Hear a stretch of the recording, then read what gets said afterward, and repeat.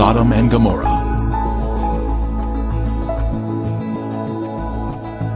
You may order a copy of this program through arcdiscovery.com. See arcdiscovery.com to become a direct seller of this DVD.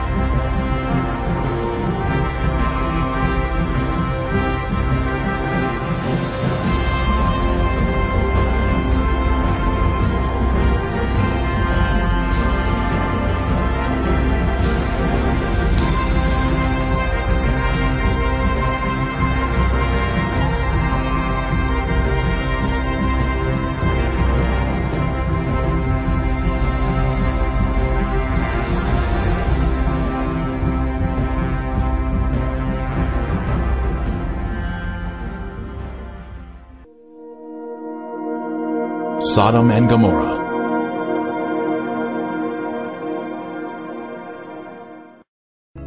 When the morning dawned, the angels urged Lot to hurry, saying, "Arise, take your wife and your 2 daughters, who are here, lest you be consumed in the punishment of the city." Lot, his wife and daughters, all fled from the terrible destruction of Sodom. Likewise, as it was also in the days of Lot, they ate, they drank, they bought, they sold, they planted, they built. But on the day that Lot went out of Sodom, it rained fire and brimstone from heaven, and destroyed them all. Wicked men were punished by the Lord in a divine judgment of fire. The intense heat consumed the wicked cities and their inhabitants.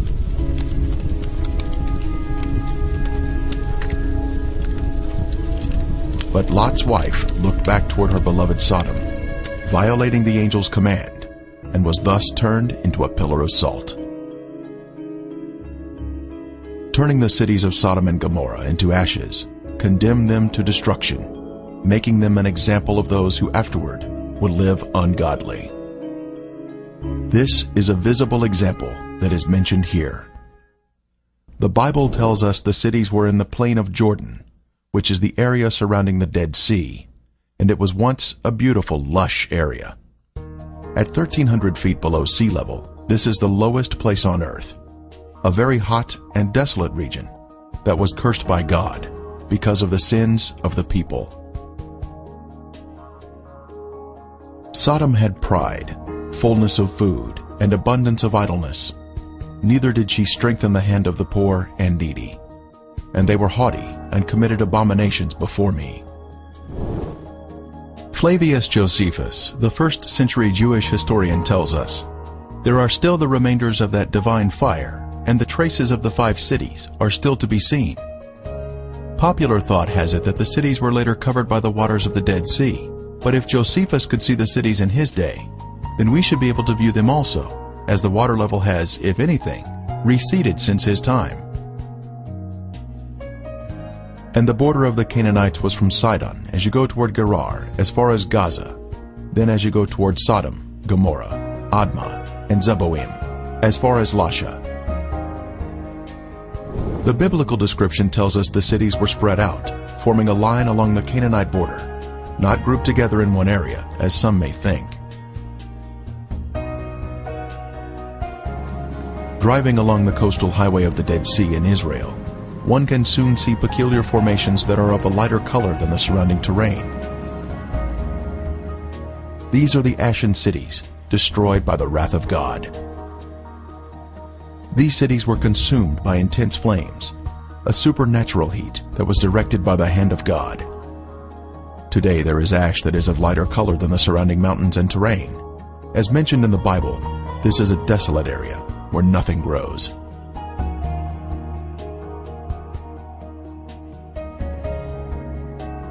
Inspecting the formations closely, one can see structures containing man-made elements, such as 90-degree angles. Even though the buildings were consumed by the fire, the remaining ash in these cities is comprised of a heavier material due to the inclusion of brimstone or sulfur, and still retains some of the original shapes of man-made structures. This stunning structure stands out as a singular formation with 4 sides, surrounded by a deep moat.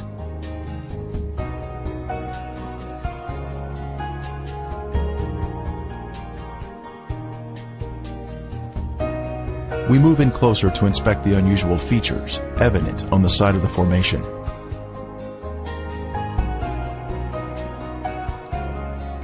On the side of the structure, this swirling pattern is different from any type of sedimentary rock or soil that would normally contain horizontal, even layers.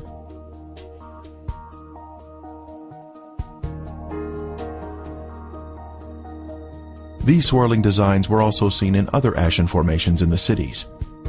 This is evidence of extreme heat, up to 6,000 degrees Fahrenheit, where thermal ionization occurs, when the electrons repel and attract, forming these unusual swirling designs.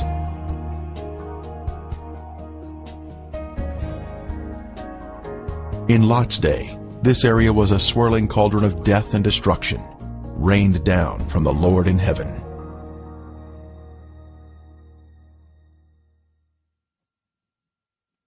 Strange anomalies can be seen here, such as these fragile layers of material which disintegrate when touched. The limestone buildings in the cities of Sodom and Gomorrah were totally transformed into ash by the consuming fire of the Lord. Evidence of this destruction is revealed in the white gypsum anomalies in the area, including unusual shapes of chalk-like material, which is not found in other parts of the country.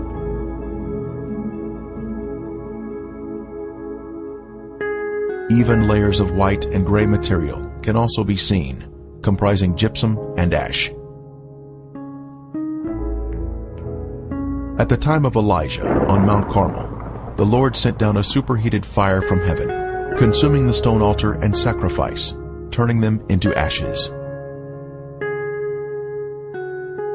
Then the fire of the Lord fell and consumed the burnt sacrifice, and the wood, and the stones, and the dust, and it licked up the water that was in the trench.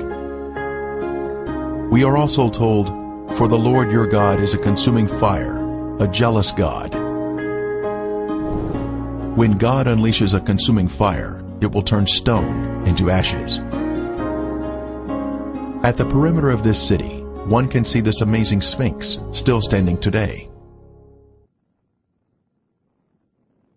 It was a pagan symbol positioned at the edge of town and was thought to protect the inhabitants from harm. The Sphinx stands alone as a singular structure with a defined shape.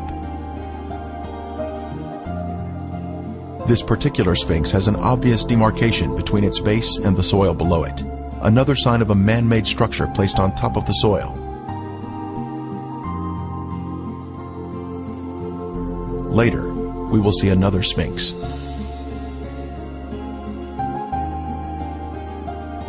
From a higher level, a large section of gypsum has fallen down here. It clearly exhibits the alternating layers of white ash that is calcium sulfate, gray ash that is calcium carbonate.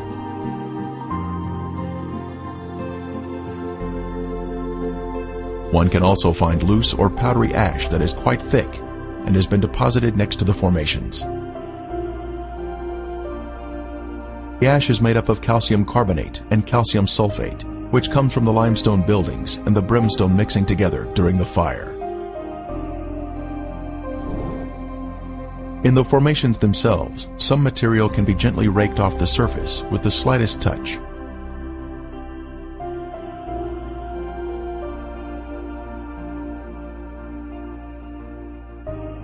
Looking down the city streets, one can notice man-made shapes which are not found in nature.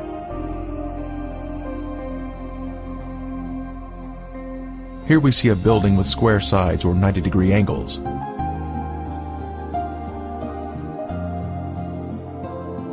From the opposite side, we can see the same symmetrical structure and man-made angles.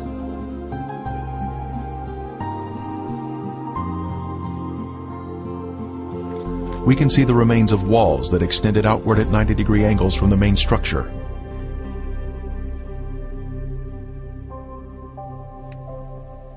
Once again, further evidence of man-made construction. Here we can see square windows that are visible in the walls of the structures, which give us a view of the past. Scanning the city for signs of prior habitation, we can see in the foreground a tower of cylindrical design, positioned at the edge of the city. The remains have suffered greatly during 3,500 years of wind and rain erosion. Even still, there is the appearance here of streets and man-made structures.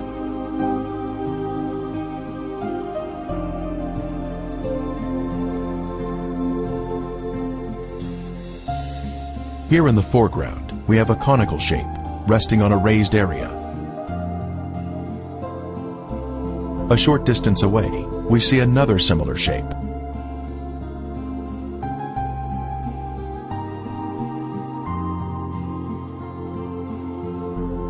As we pan across the city, we can see in the distance an arched doorway that exhibits a symmetrical shape, even to this day. The whole land is brimstone, salt and burning. It is not sown, nor does it bear, nor does any grass grow there, like the overthrow of Sodom and Gomorrah, Admah and Zeboim, which the Lord overthrew in his anger and his wrath. More anomalies are found in the cities. In this case, we have a large hardened clump of material that we broke open, revealing layers of previously heated material, including gypsum crystals, created by the combination of limestone and sulfur. From the intense heat, various objects were melted in the cities. Here we have some material that was boiling on top, while the remainder of the substance pooled at the bottom, creating a solid base. A very unusual find here, but just another strange anomaly not found in other areas of the country.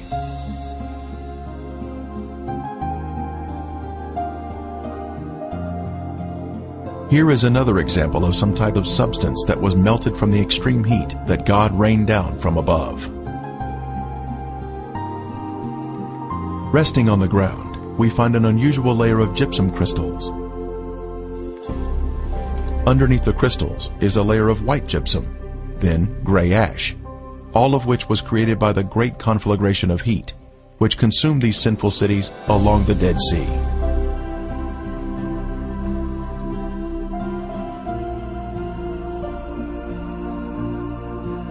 Once again, we find more gypsum, this time in a circular formation of crystals, all radiating outward.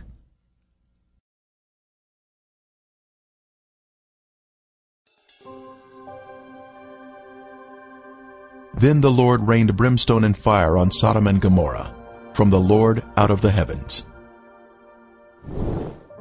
Brimstone. Our first sample was found here, having been washed down from a higher location. This is the heavenly marker left behind, which proves the sites to be the real Sodom and Gomorrah. Ron Wyatt was the original discoverer of these cities in 1989, and he now describes the brimstone found here. Okay, we're down at Sodom and Gomorrah still. Right in front of you see some unusual looking spots on this, shall we say, layer of ash. It's not stone, it's ash. Now we'll move in for a close-up of this. And you can see that they're kind of circular shaped places. Now what we have found, and we'll move in a little closer here, is that inside each of these is sulfur. That is, in most of them. Now the ones that do not have sulfur in them, and this one we just took a bunch of sulfur out and put it in our specimen bag. But the ones that don't have sulfur have a very black center where they have where it's been very hot. So now we'll move in on this one where there is some sulfur still present, and back off just enough so you can see what we're up to here, and we'll go collect that sample in a bag.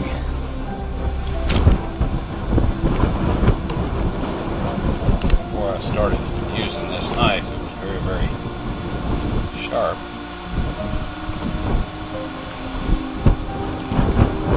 Okay, here this is, and we have collected some more, and it smells and tastes like sulfur. Now the Bible tells us that it rained fire and brimstone upon the cities of Sodom and Gomorrah. Now what you see in front of you here is the results of large and small, well, varying sized chunks of sulfur, burning sulfur that have hit. And what we find here is that God rained this burning sulfur down upon this city, and rain is a perfect description of it. It landed just in the pattern that rain would fall, and the stuff, of course, the accumulative heat of all of this upon the city set the entire thing ablaze.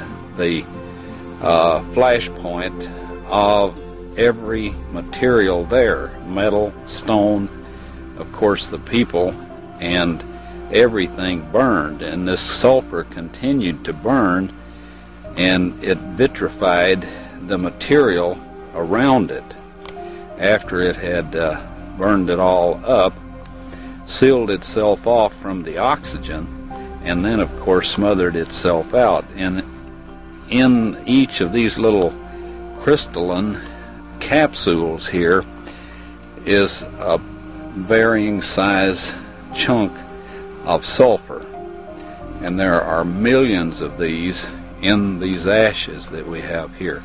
Now some of them we have cracked open so you can see the sulfur inside, and others we have left intact, but there are millions of these here. So this shows that God indeed rained fire and brimstone upon these cities. And if you look in your dictionary under brimstone, you'll find that it is sulfur. A piece of the brimstone from the cities was lit at night, and soon there was a beautiful blue flame produced by the burning sulfur.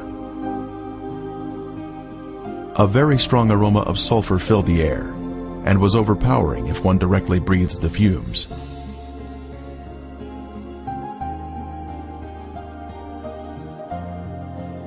Exploring the cities further, more brimstone was found of various shapes and sizes.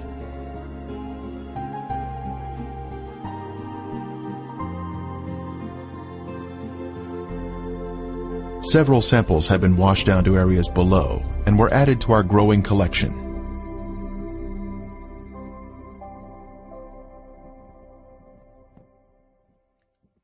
This brimstone is made of monoclinic, white sulfur that has been burned or cooked at a high temperature. It is quite different from natural sulfur that is formed in geothermal areas. Samples were taken to a lab for analysis.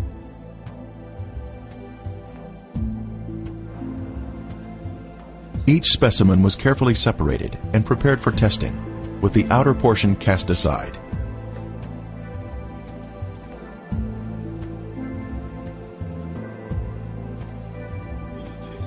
Next, the samples were dried and placed in a rock crusher. Then they were pressed onto a disc. Then they were loaded into a machine for the semi-quantitative X-ray analysis.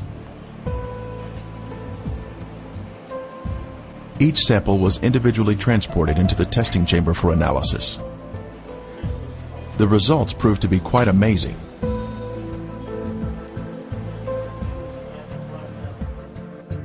As the samples were found to be 98% pure sulfur, unlike any other sulfur found on Earth. This pure, cooked sulfur is the heavenly marker that was left behind to show the world that the Lord, without a doubt, destroyed these sinful cities at His command. Critics have said that the sulfur is from volcanic activity, but that type of rhombic sulfur is only 40% sulfur and is of a crystalline form, unlike the white, compacted monoclinic form that is found in the ashen cities today. Here is a round piece of brimstone embedded in a section of ash.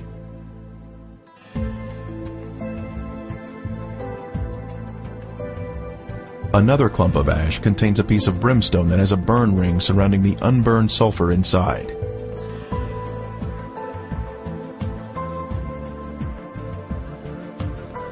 This mound of material has a lid that easily comes off, revealing the round nugget of brimstone inside.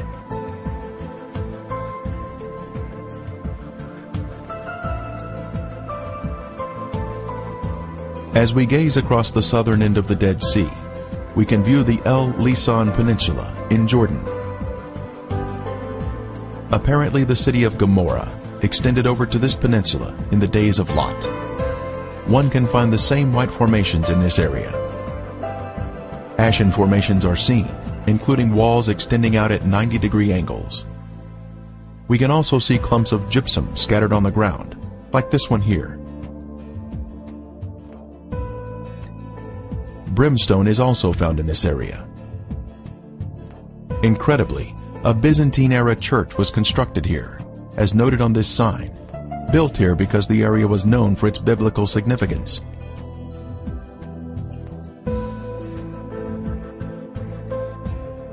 Back over at Gomorrah proper, we can see white, ashen worship structures built atop an acropolis or high place. Both a sphinx and ziggurat are seen here, side by side, much like what we see in Egypt at Giza, with the Sphinx and the pyramids built in close proximity to each other.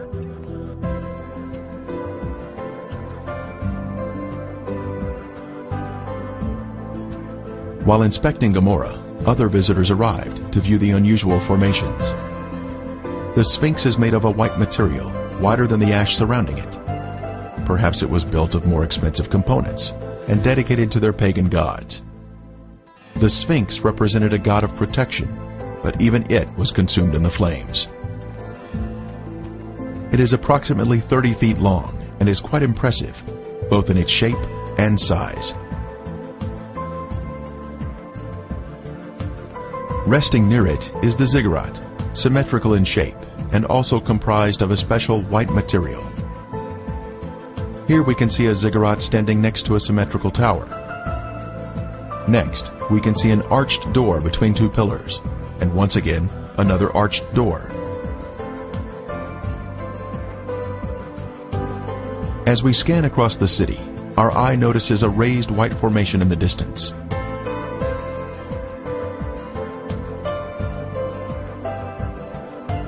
As we near the formation, we can see it is in the shape of a ziggurat. It turns out there are actually two ziggurats on this raised acropolis.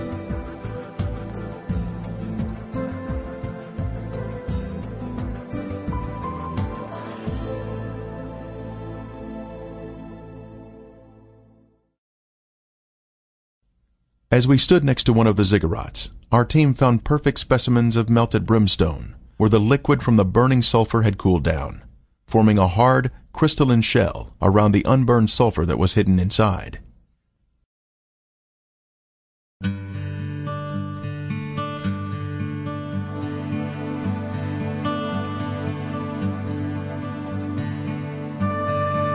On the outside of the ziggurat, we spotted a piece of brimstone fused into the side of the formation. Using a knife, it was opened, revealing the pure brimstone inside.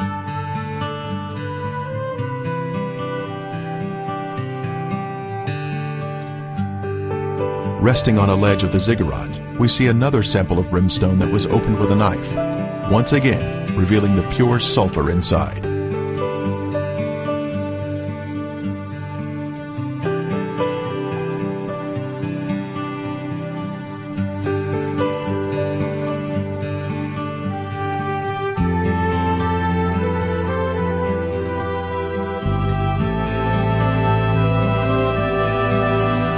The most impressive evidence was this cremated bone fragment that was left behind from some lost soul of Gomorrah. The bone marrow inside was cooked until it had turned white. This is a moving testimony of God's power to destroy those who reject the Holy Spirit.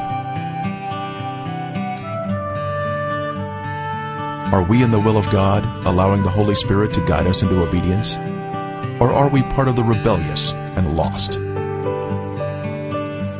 There is a future event mentioned in Revelation, but the cowardly, unbelieving, abominable, murderers, sexually immoral, sorcerers, idolaters, and all liars shall have their part in the lake which burns with fire and brimstone, which is the second death. The day is coming, burning like an oven, and all the proud, yes, all who do wickedly, will be stubble. And the day which is coming shall burn them up.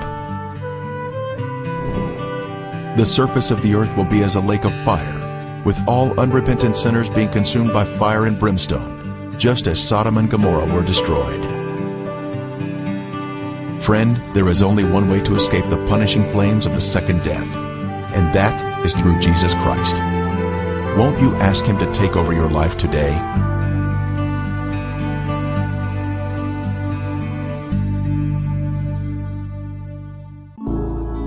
Revealing God's treasure.